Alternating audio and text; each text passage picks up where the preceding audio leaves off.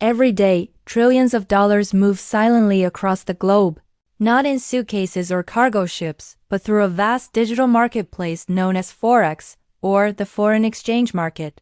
But what exactly is Forex? Who are the people trading in it? And how does it shape the prices of everything from your morning coffee to the cost of a vacation abroad? Today, we're pulling back the curtain on one of the world's most fascinating and misunderstood financial systems. Long before computers and smartphones, people exchanged goods through barter, grain for gold, spices for silk. But as civilizations grew, the need for a common medium of exchange led to money, and soon after, currencies. When international trade expanded, merchants needed a way to convert one currency into another. That's where the roots of Forex were planted centuries before the modern market was born. After World War II, the Bretton Woods Agreement fixed global currencies to the US dollar, creating stability. But in 1971, that system collapsed, and currencies were allowed to flow freely. And with that, the modern Forex market was born. Today, Forex is the largest financial market in the world, trading over $7 trillion every single day. It never sleeps. When New York closes, Tokyo opens, followed by London, then Sydney. It's a continuous loop of buying and selling currencies around the globe. But who's doing all this trading? There are three main players: governments and central banks who shape exchange rates through monetary policy, banks and large financial institutions which handle massive international transactions, and retail traders, individuals like you and me who speculate on the movement of currency prices. So, how does Forex actually work? In simple terms, currencies are traded in pairs, like the euro against the US dollar, written as EUR/USD. When you buy one currency, you're selling another. If you think the euro will rise against the dollar, you buy your USD. If you think it will fall, you sell. The goal is to profit from the change in value between the two currencies. Exchange rates constantly move because of a mix of factors: interest rates, inflation, political stability, and market sentiment. For example, if a country's economy is strong and interest rates are high, its currency often becomes more valuable because investors want to hold it. On the other hand, economic uncertainty or political instability can cause a currency to weaken as investors move their money elsewhere. Unlike the stock market, Forex has no physical exchange or central marketplace. Instead, it's traded electronically through a global network of banks, brokers, and institutions.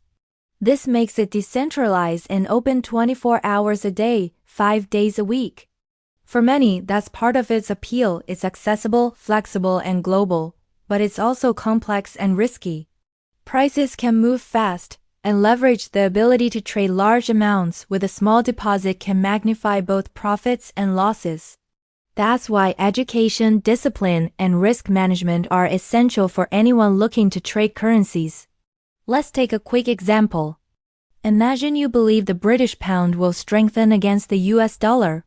You buy GBP/USD at 1.25, meaning 1 pound equals $1.25.